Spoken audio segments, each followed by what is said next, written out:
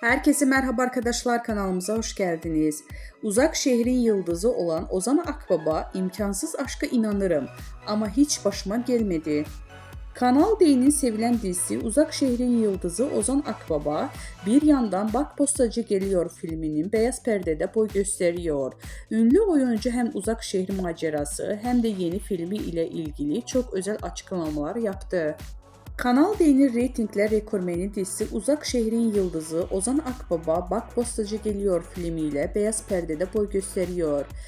Yönetmeni Yüksel Aksu'nun babasının Osman Aksu'nun hayatını anlattığı filminde başarılı oyuncu Akbaba ile projeyi konuştuk.